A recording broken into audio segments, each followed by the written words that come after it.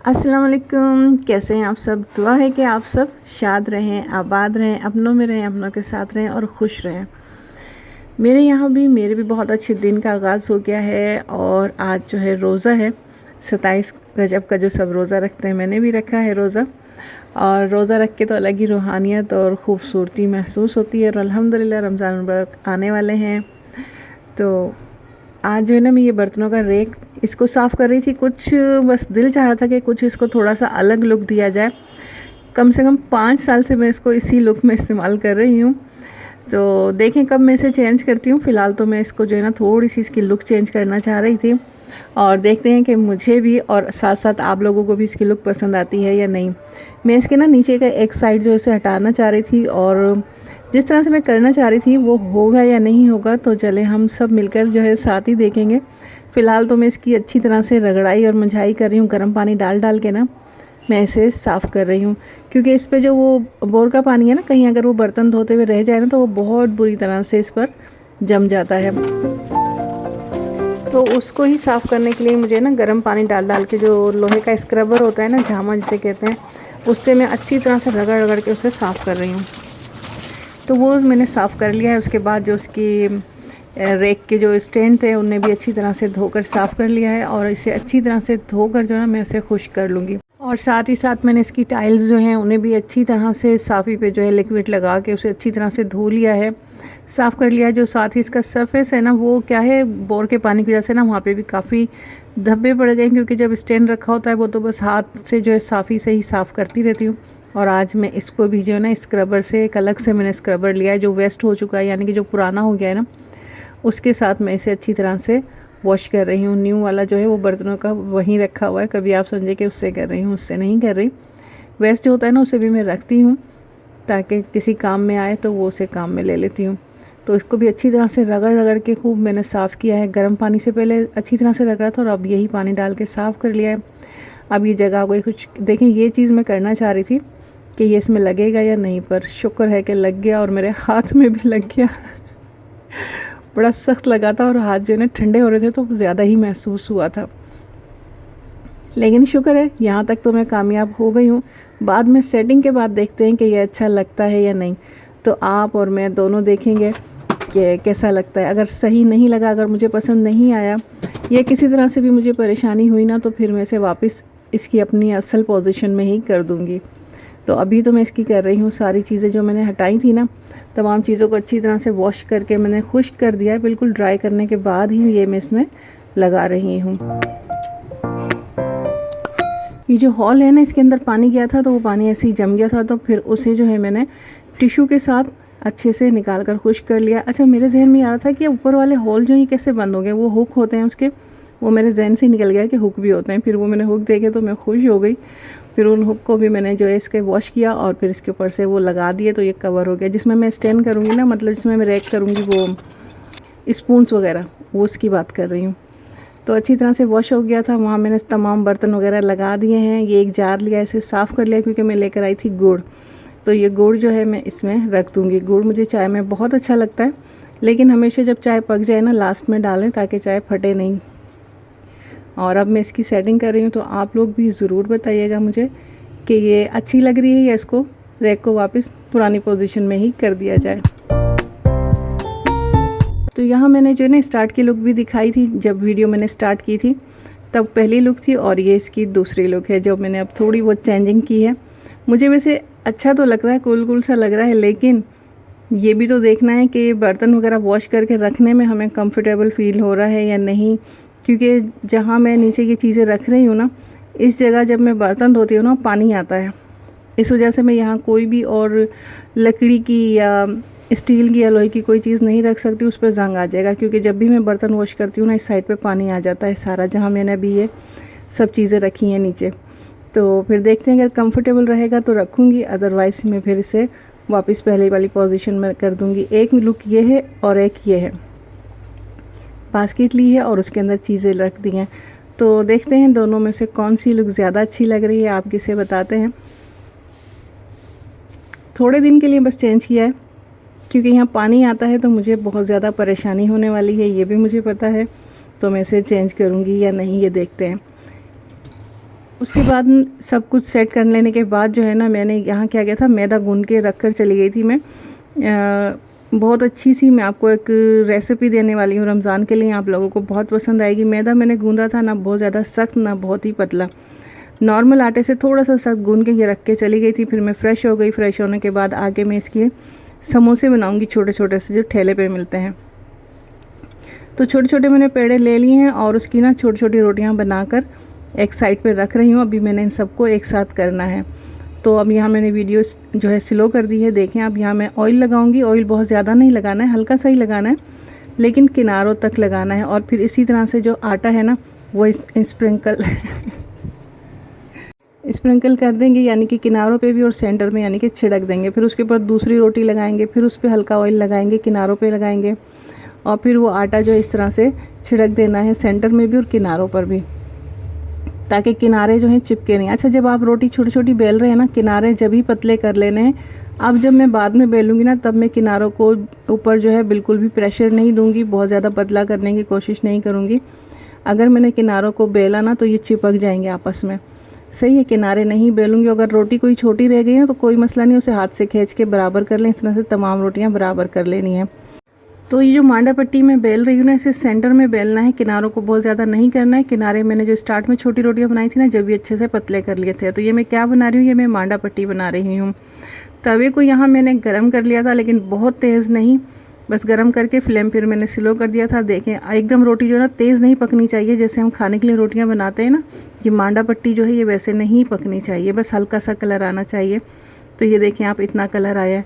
अब क्या होगा, ये हल्की सी सिक गई ना तो ये तमाम मांडा पट्टी जो है ये आराम से जो है अलग होती जाएंगी। हाँ, गरम है, हाथों को बहुत ज़्यादा बर्दाश्त करने की ज़रूरत है। हाथ पे बहुत तेज़ गरम लग रहा है, क्योंकि मैंने हाथ में कुछ पकड़ा हुआ भी नहीं है। तो बस मैं जल्दी जल्दी कर रही थी, क्योंकि रोज़ा खुलने में बहुत थोड़ा सा टाइम रह गया था, सफाइयों में लग गई थी ना, तो बस सारा टाइम मेरा उधर ही चला गया।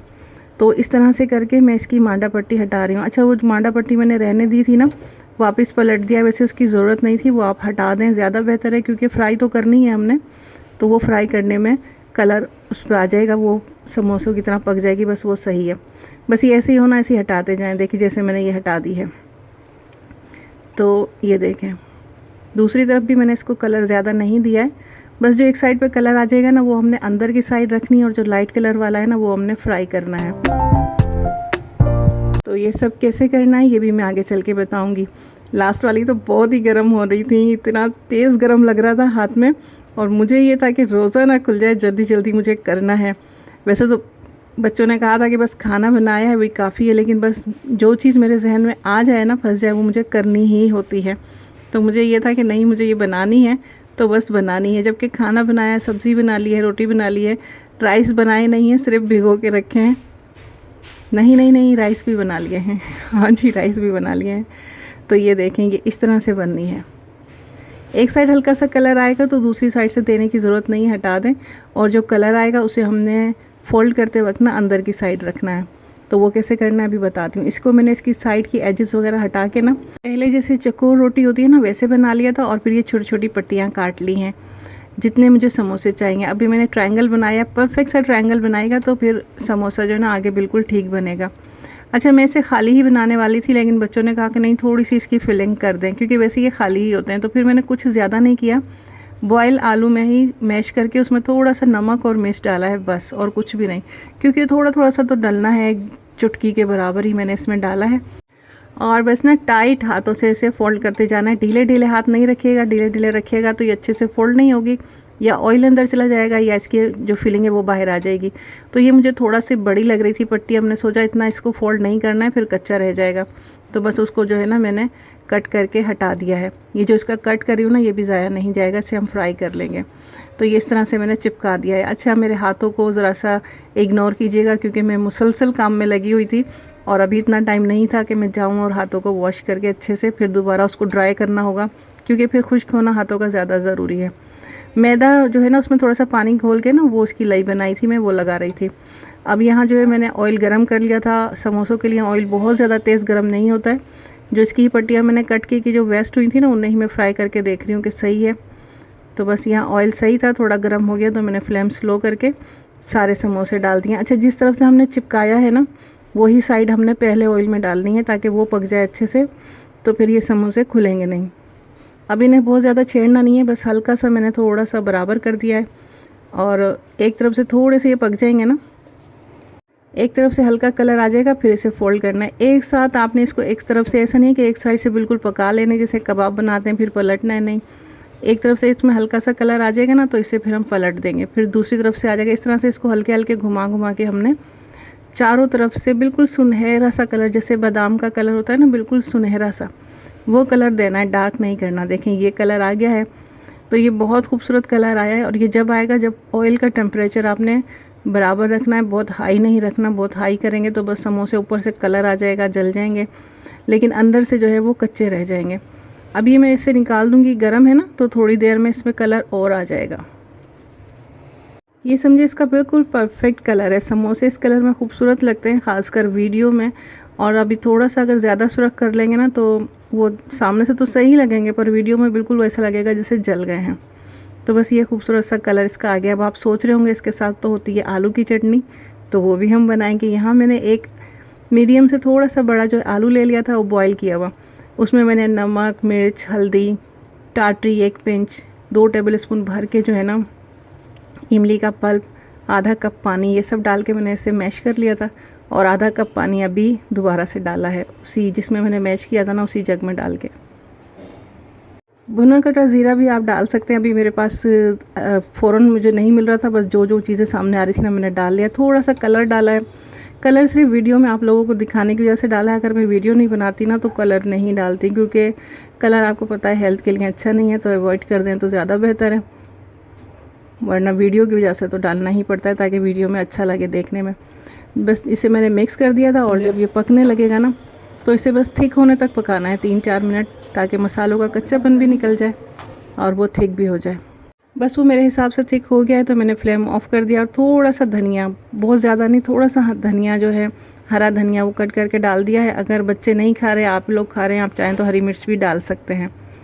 तो चटनी तैयार हो गई। और दूसरा जो मैंने समोसों की साइड पट्टियों वगैरह कट की थी ना, उन सबको भी फ्राई कर लिया है। वो भी बहुत मज़े की लगती हैं और इस चटनी के साथ। तो ये चटनी मुझे तो लगता है हमारे सिंध की ही स्पेशलिटी है, और ये बहुत मज़ेदार और बहुत अच्छी है। टाटरी, नमक, मिर्च सब आप अपने टेस्ट के मुताबिक ऐड कीजिएगा।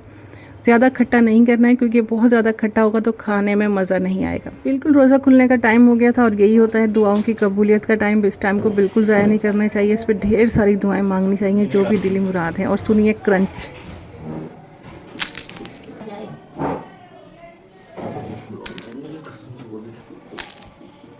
तो ऐसे ही मज़ेदार क्रिस्पी करारे से जो है हमारे ये समोसे बन के तैयार हुए हैं। लेकिन जो इसकी मैंने सॉस बनाई है ना, आलू की जो इसकी चटनी बनाई है, वो आपने नहीं डालनी है पहले से। बिल्कुल जब खाने लगे ना, उस वक्त पे डालना है। सर्व भी कर आपने पहले से, नहीं कि हम टेबल पे रख रहे हैं तो चलें वो सॉस डाल के रख दें, नहीं, फिर भी ये ना सॉफ्ट हो जाएंगे।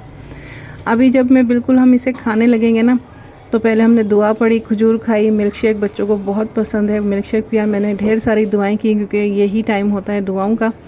और फिर उसके बाद हमने रोज़ा खोला। अच्छा, अब मैं देखें बिल्कुल जब हम खाने लगे ना, तब मैं इसके ऊपर डाल रही हूँ ये सॉस। फिर आप डालें जितनी भी ढेर सारी डालना चाहें, और इसे एंजॉय करें। चाट मसाला भी डाल लें, क्योंकि मेरा बेटा है ना, वो बहुत चटोरा है, कह रहा चाट तो डालें, चाट मसाला तो डालें। चले, मैंने कहा लाए चाट मसाला भी डाल देती हूँ। साथ साथ में रोज़ा भी खोल रही हूँ। अच्छा, फ्रूट रखे हुए थे काफ़ी, तो फ्रूट हमने कट नहीं किया, क्योंकि बच्चों ने बोला नहीं हम फ्रूट वगैरह कुछ भी नहीं खाएंगे, सिर्फ ये चाट खानी है समोसों की, और उसके बाद खाना खाना है। और इसके साथ क्या हुआ था कि कॉल आ गई थी कि मामू जो है हमारे बहुत सालों के बाद जो है वो आज हमसे मिलने आ रहे थे। क्वेटा से आ रहे हैं फैमिली के साथ। तो और मुझे अभी जो वो, क्योंकि सिस्टर की तरफ जाएंगे तो सिस्टर का घर उन्हें नहीं मालूम, तो मुझे उनके साथ जाना है सिस्टर के घर। तो फिर मेरा खाना तो रह गया, क्योंकि सब्ज़ी के साथ मुझे राइस बहुत पसंद है, तो वो मैंने बना के रखे हुए थे। तो अभी तो हम अपने कर रहे हैं इस मज़ेदार से इफ्तारी को एंजॉय। फ्रूट वगैरह रखे हुए थे, बच्चों ने किसी ने भी कहा नहीं हमें फ्रूट नहीं खाना है, हमें सिर्फ ये खाना है और उसके बाद खाना। तो आप लोग भी बताइएगा कि आज की ये मज़ेदार सी ठेले वाली रेसिपी आप लोगों को कैसी लगी। तकरीबन लोगों ने अपने स्कूल के बाहर जो है ठेले पर जो है ये समोसे ज़रूर खाए होंगे। छोटे छोटे समोसे होते हैं, उसमें फिलिंग नहीं होती, लेकिन क्योंकि ऊपर से आलू डाल देते हैं ना, तो फिल करने की ज़रूरत नहीं है। तो बच्चों के कहने की वजह से मैंने फिल कर दिया था। तो कैसा लगा आप लोगों को आज की रेसिपी? वैसे हो सकता है मैं चैनल पे भी ये रेसिपी डिटेल के साथ बनाऊँ, अगर किसी को देखनी हो तो फिर ये वहाँ से देखिएगा। तो आज की ये रेसिपी आप लोगों के नाम, आप लोगों के लिए थी, और कैसी लगी मुझे कमेंट करके ज़रूर बताइएगा। ठेले वाले समोसे गाइस बनाएं आप घर पर और करें एंजॉय, मज़े से खाएं, बहुत मज़े के।